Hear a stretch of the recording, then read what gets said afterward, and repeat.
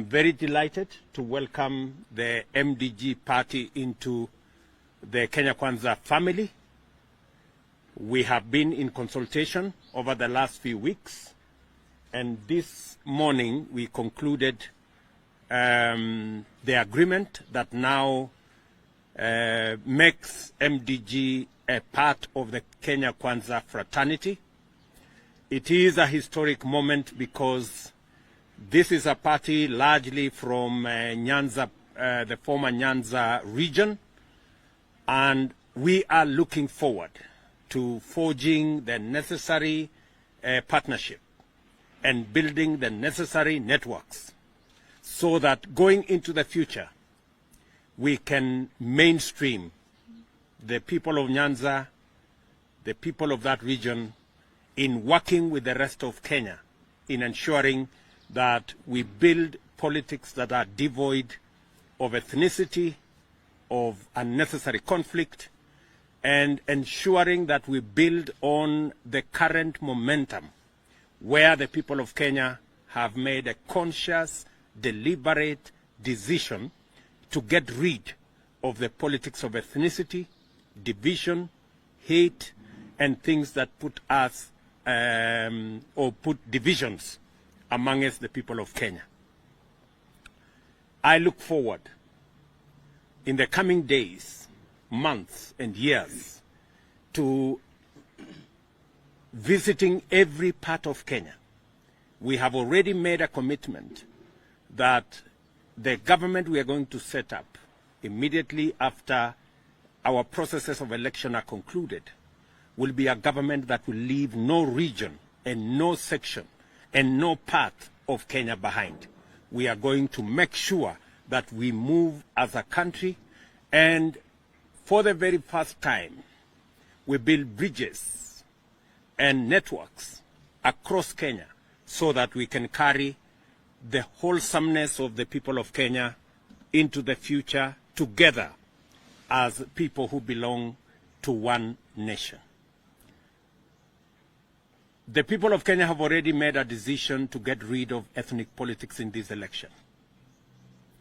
It is our belief that in the coming election, we will also have politics that are devoid of conflict and violence. We look forward to visiting Nyanza, campaigning in Nyanza, in all the 4 counties of Nyanza. Unfortunately, in this election, we were not able to visit any of the 4 counties of Nyanza because of matters conflict and matters violence. With the networks we are building with MDG and other political actors, and I want to thank the leaders who are here, the former governor of Kisumu, the Honorable Ranguma is here, the immediate former MP of Kisumu Town West, who is here, my good brother, the Honorable Olago Alwoch, and the immediate former senator of Kisumu, my good brother Fred Outa, and all the other leaders who are here. And I want to say that we are looking forward as Kenya Kwanza to building partnership with you and with other teams in Nyanza, in ensuring that our programs, our plans, the agenda that we have for the country is seamless across Kenya. And it is our commitment as Kenya Kwanza that we will work with all leaders, those who are present here, those who are not here now, to make sure that we move our country to the next level. In the same vein, let me take this opportunity and ask our competitors that we want to move the country to the next level. Please allow the judicial system in Kenya to make a determination of the issues that you have taken to court. There is no need, there is no reason why anybody would want to lecture the judiciary on what to do. The judiciary is an independent arm of government. They have the capacity They have what it takes to make a determination of the issues that have been taken before them. We want to say categorically that we are not building this country around personalities. We are building this country around institutions. And all of us, irrespective of who we are, irrespective of how much power we wield, we must respect institutions. We must build institutions. We are aware that our competitors destroyed the Kivuitu Commission. They destroyed the Hassan Commission. They now are on a mission to destroy the Chebukati Commission. We want to tell them it is not right, and we will not allow them. Because for us to live in a secure, predictable, democratic society, we must build our institutions so that the rule of law overrides the rule of men. And I want to ask all concerned and all of us in this space to give the IEBC its due mandate to do its job. We give the judiciary the space and the opportunity to do their work so that we can begin the journey of building our country and moving Kenya into the future. I thought it is necessary for me to say this and to welcome MDG into the Kenya Kwanza family. You have my assurance and that of the Kenya Kwanza leadership that you will be an equal member of this family. We're going to work with you, work with the leadership of MDG under my good brother David Ochieng, the party leader, and all the leaders who are here in ensuring that we reach out to every corner of our republic and work with all Kenyans, because it is in working with all Kenyans that we have the best chance to succeed. And let me say thank you very much to all of us here who have come so that we can consummate this relationship and move Kenya to the next level. Asanteni sana. Maybe I will ask my good friend David Ochieng to say something before we finalize this ceremony. So, thank you so much, Excellency President-elect. I must say that we are very happy this afternoon to be here. And I must tell you that I believe that MDG is the part of the jigsaw puzzle that has been missing in your matrix to govern the country. and that jigsaw puzzle has been found today.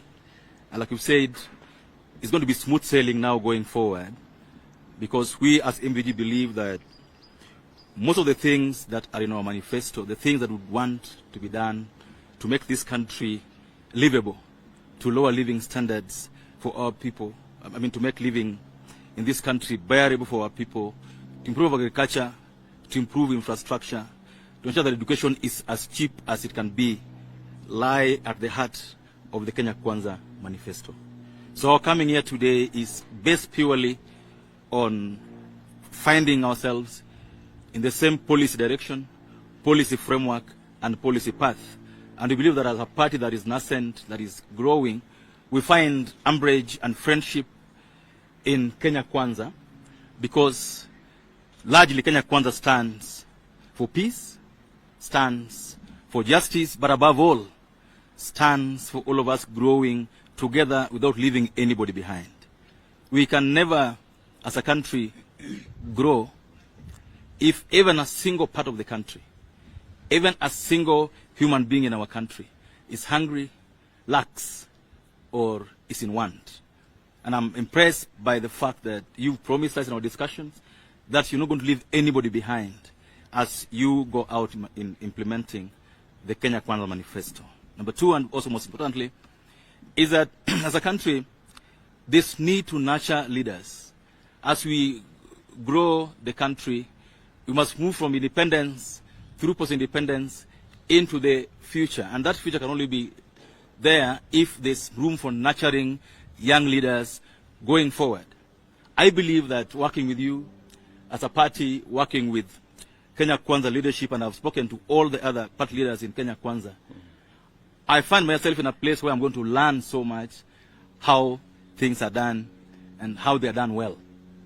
We believe that Kenya Kwanza believes in running an accountable government, a government that respects human rights and the rule of law, a government that stands for justice. And as MDG, as we come in, we will continue insisting, like we've done in our discussions, that nothing will be done out of the legal framework. And so even as the cases are in court today, I mean, as David Ochieng, I was elected in Uganda. I'm going to be sworn in next week. Yesterday we saw 45 governors being sworn in. All these elections were done by the IEBC. We cannot pick and choose which results we accept and which ones are wrong. There's only one IEBC in the country. This same IEBC did the election for all the other seats, including the presidential one. And so I want to urge the country that we only work best if we believe that the institutions that we've set for us are up to the task. We cannot be saying that all the 45 governors and all the 290 constituency MPs and all the MCAs that were elected are good to go. And we saw all the leaders yesterday going for the swearing-ins of these leaders. And then one particular election then becomes what will bring the country down. And to beseech Kenyans that this is not the first time we are seeing a petition going to Supreme Court for decision. Let's wait for the court's decision. Let's accept it when it comes. But I know that there are so many Kenyans again today who their sense of justice is about having their children going to school without being asked to pay school fees. Whose sense of justice is being able to afford to do an x-ray at a hospital without being asked for money. There are Kenyans today who say their sense of justice is being able to just get by getting a menial job to earn 500 shillings in a day. So our sense of justice cannot be only about one thing, election petitions. No. Our sense of justice must spread all over the country and in all spheres of our lives. And so, as we wait for the Supreme Court to make a decision, it's important to remember where we've come from as a country. And that we're just starting to grow our economy from the COVID situation and from the elections. And the peace time that has prevailed since the elections, for me, tells us that our country and our democracy is plateauing. Our democracy is coming to a level where you can't tamper with it. Kenyans will vote and go on with their lives and wait for us who have been elected to serve. And so, as I end this, I want to request all of us who have been elected in these just elections that our job is to serve the country, not to enrich ourselves, not to buy big cars, not to feel good that we are governors or senators or MPs, but to make this election count by ensuring that we meet our end of the bargain, that all that we promised Kenyans are waiting. That tomorrow and next week, and Your Excellency, these are things that we discuss with you. Kenyans are waiting to be able to afford unga, able to afford sugar. Kenyans are waiting that when we go back to school, the children will not be sent back home.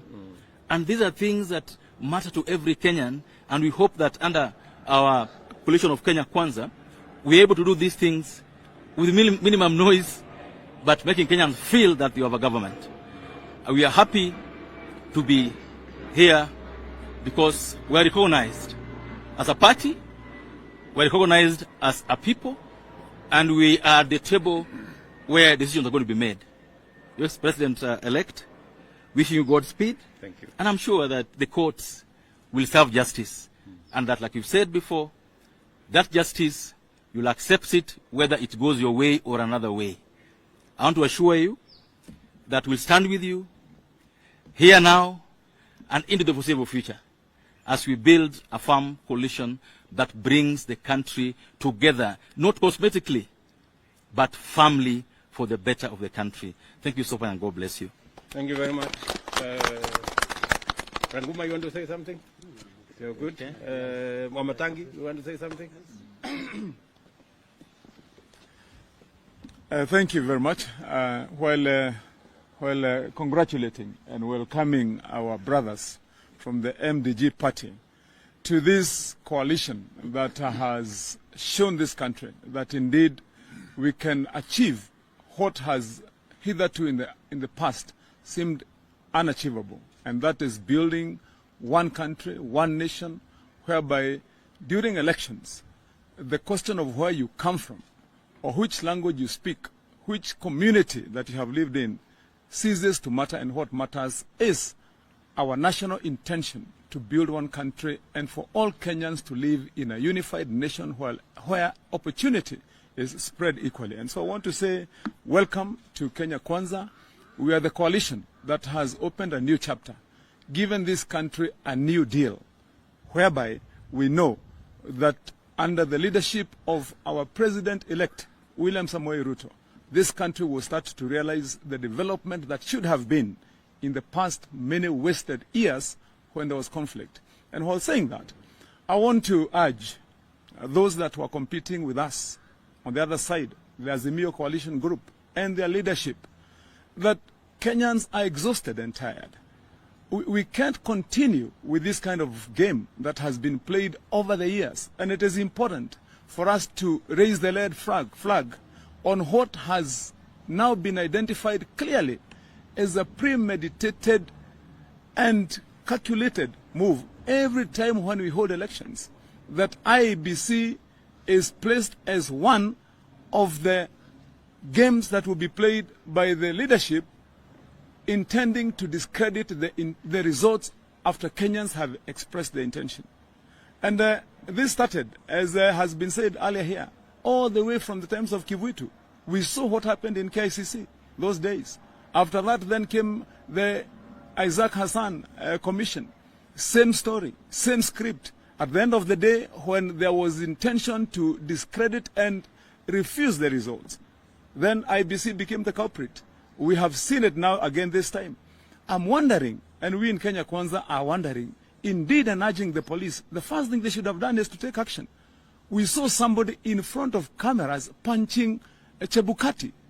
Why hasn't this guy's been taken to court as of now? We saw commissioners bleeding after being injured. Why hasn't this guys been taken to court? Those are electoral offenses. We saw intentional destruction of property in front of cameras. Why haven't those guys been charged for having broken the laws of this land during the pronouncement of an election that was conducted under the eyes and observation of international observers? And what we are saying is this game is up. We can't continue to buy this script that IBC becomes the bad guy after the results are out and they don't please one side. And then secondly, it is important for us to tell the country that it is time to move on. It is time to move on. People are ready. Kenyans are waiting. They are holding their breath. They want to go to work. They want to get busy. Our children want to learn in an atmosphere where there is no anxiety. Can we have the breath and exhale that we want? Because we did our elections, Kenyans went to the polls. They expressed their will. And what we are asking is, because our competitors have chosen to go to our courts of law, then wait for the justice you went to seek in the courts. Don't try to influence the results, the minds, the thinking of the judges who will be sitting. We know and we have had results that have come from the Supreme Court, even many times to the favor of our competitors. They won the last time when they went to the Supreme Court. Why not now? So we are asking you, please be still. Don't interfere with the judiciary. Let the judiciary make its own decision with the matters that you took to court. And we are certain, we are sure that the same results will be what Kenyans expressed during the elections, that they chose one William Samoei Ruto to be the leader of this country, to be the 5th president of the Republic of Kenya. Let us continue that way, and I want to urge all Kenyans. Let's get to work, let's get busy, let's build the nation we want. Thank you very much. Olago, 1 minute. Your Excellency, thank you very much. As you have said, I want to emphasize the agreement signed this morning between MDG and Kenya Kwanza coalition is a lawfully and legally binding instrument which we as a party have been consulting on with Kenya Kwanza, and which contains clauses of respect between the coalition and our party, equality between the coalition leaders and our party, and in which we share the vision of Kenya Kwanza coalition to lead this country forward. We wish to have political tolerance in our country, devoid of violence, devoid of ethnicity. It is important, and that's why we are all here this morning. Your Excellency, thank you for welcoming us, and we want to say that as a party, we look forward to working together with Kenya Kwanza in running our country in the best way that we can. Thank you very much. On behalf of the ladies, yes, Mary. Your Excellency, and please declare that you are the SG. Thank you. Yes, Your Excellency, I am the Secretary General of MDG, and I'm very proud this afternoon, together with my party leader, to bring members of MDG to Kenya Kwanza coalition. Your Excellency, it has not been easy. And I love it when you say that we are coming in as equal partners. We have been treated to very bad scenarios. We've been treated as stepchildren. We've been treated as the outsiders. And I'm very, very proud that today we are coming in a coalition that will treat us with respect, that will treat us with decorum, that will treat us as equal partners. And this afternoon, I'm very happy that MDG has come to the winning coalition, that MDG has come home. I'm very, very proud. And I also want to thank you very much and congratulate you for winning. And I also want to thank you so much for bringing so many women on board as leaders in this country. Thank you very much. The owner of the city, you can conclude for us. Yes. Big man Basil. Thank you very much, Your Excellency. Allow me to take this opportunity to welcome MDG to Nairobi. Now I can be able to do that. Your Excellency, Honorable David Ochieng, who is the party leader of MDG, is a good friend of mine, and we've been talking. And what he said he means when he talks about mentoring young leadership. In 2013, David and I and a group of other MPs, they used to call us